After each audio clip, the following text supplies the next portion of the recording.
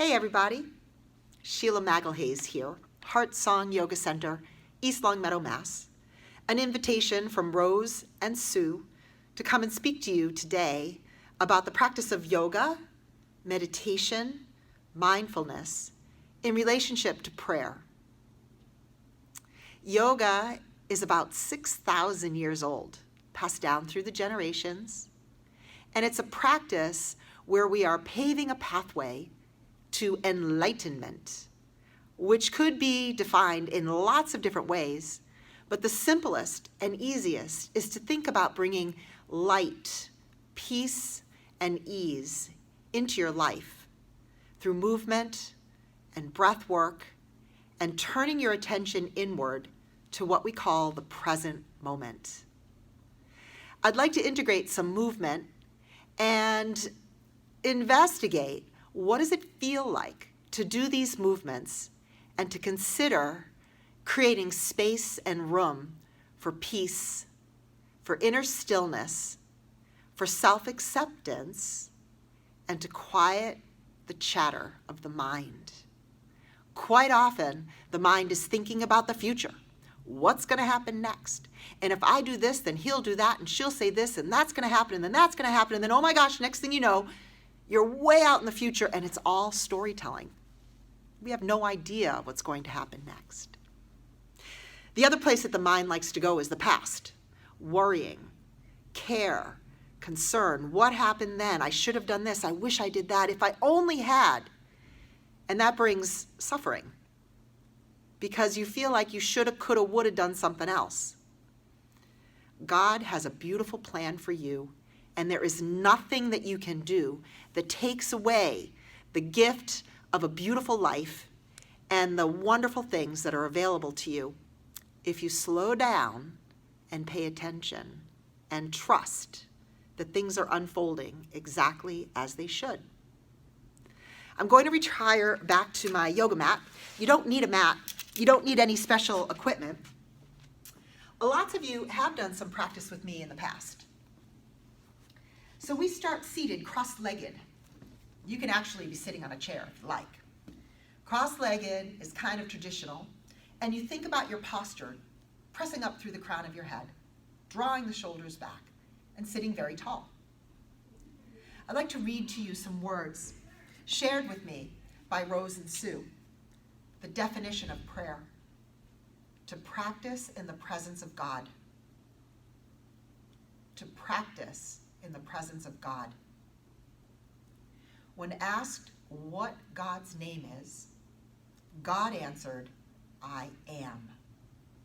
Not I was in the past, not I will be in the future, but I am.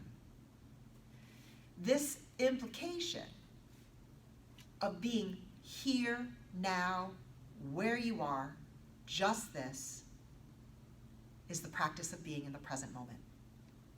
I am. Bringing all that you love and you need and you wish and want, and let it be available to you in this moment, so that you're not thinking that when finally you get here or there, then you'll be happy, or if only I didn't do that, then I'd be happy. The yogis and God and all of the great saints, sages, and teachers have said, get your attention to present time. The future will take care of itself, and all is well right now. How do you feel that? How do you have that sense? Well, let's remove some of the tightness, tension, and see if we can quiet what we call the thought waves of the mind. Bring your hands to your heart and think of something that you're truly grateful for right now in this moment. A beautiful way to begin. These palms are pressed like a prayer position, but from yoga we call this a mudra, a hand symbol, and it's known as the Anjaline Mudra, the symbol of respect. Something that you're grateful for, deep appreciation for this moment and this life. Let the hands fall away down towards your knees, lift your shoulders to your ears, squeeze them back, and slide them down. As though you could let a weight or a worry fall off your shoulders, where quite often those worries or tensions tend to live in the shoulders and upper back. and the neck. Like, that is such a pain in the neck. We even say that. Up, back, and down. Take your hand down to the floor, any side, and bring the opposite arm up and over for a big squeeze. Press off that hand and come up and across to the other side. So think about the idea of making some space in your body, some room in the body, to bring in more good things and to squeeze away anything that you would like to set aside. Go to the other side. Anything you'd like to just let fall away. Back up to center, across, and over. The yogis say that all good things live within you, and we just need to remember what they are. We just kind of forget sometimes. Turn your palms up and inhale, reach the arms up and look up, like you're reaching up towards the heavens, reaching up towards the stars, the moon, the planets. Exhale, hands out, over, and down. We call these sun breaths. Do that again. Inhale, reach up, and look up like you could look through the roof to the sky. And exhale as you sweep out and over and down. We move the body in all directions for yoga, and one of them is a twist. So take one hand over to the opposite knee, and then put your opposite hand behind you and look over your shoulder. In a big squeeze, a gentle twist, feeling the spinal column in its twisting motion, feeling the internal organs getting a squeeze, thinking about what's inside of you, not judging yourself by what you see. Inhale, come across and over. Let go of expectations, let go of judgment. This is a practice of self-care, self-observation, which is what a prayer can be as well. Paying attention on purpose without judgment is a beautiful definition of mindfulness. And come back to the center. Take those arms once again up, palms face towards the sky. Bring your fingers to your shoulders and roll the elbows in a circular motion. Notice where your mind is. It's so easy to get distracted. The mind loves to wander and come back in the other direction. See if you can just take your attention to the here and now. Just this. Keep it simple. Then let the hands fall away, unwind your ankles, and come to a tabletop position where you're on your hands and knees. And on your hands and knees, spread your fingers wide. Look at your knees, curl your toes under, and press the hips up behind you and hang your head. Shake it out a little bit, like you're shaking out old stories, or things people have said that no longer serve you, things people have said that don't ring true. You know it, your gut knows it, your heart knows it. So let your brain also just make space, quiet down, drop into intuition, not thinking and worrying so much. The heels press down, the hips press high, and then come down onto your knees. Step one foot up between your hands. Reach your arms up in a kneeling warrior pose. Lean back. See if you can have a felt sense of more room around your heart. Open the throat, open the chest, and breathe deeply, fully into the furthest regions of your lungs. Come on down. Touch. Step back that foot. Stretch it out behind you. Reach the opposite arm in front. We call that flying cat, and hold. And put your hand down. Put your knee down. Lift your hips up. Down dog. Big, full body stretch.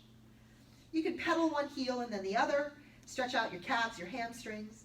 These practices are excellent for preparation for any sports that you do, if you like to run, if you just feel tight, tense, if you feel stuck, get on your mat, start to move and breathe. And then once more, come back down onto your knees. Step the opposite foot up. Your knees over the ankle, the shin straight up and down. You're creating these wonderful lines. Open up wide. Open pathways. The yogis say that the energy moves freely through the body.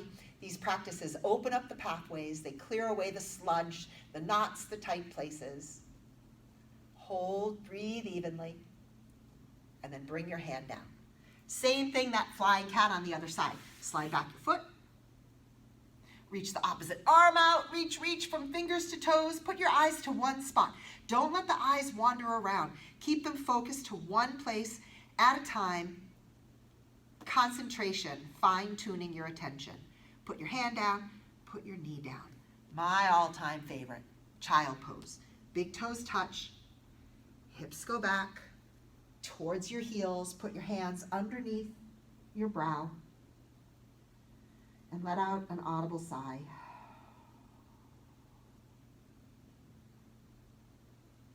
Tuning in to that inner landscape of breath and heartbeat and energy.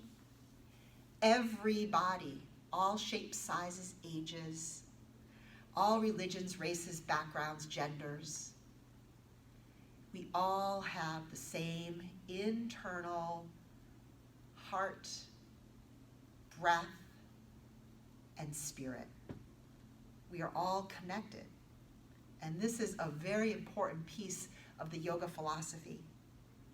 And also, when you think about prayer, a connection to something outside of yourself and a reminder of your interconnectedness and that you are not alone. I'd like to read a little bit from something called the Daily Word. Let go, let God. You might have heard that before. Let go and trust the divine in me. So instead of being in child's pose, roll over onto your back and just lie down on your back and put one hand on your heart and one hand by your belly. And when you get down on your back, let everything soften and rest on the earth.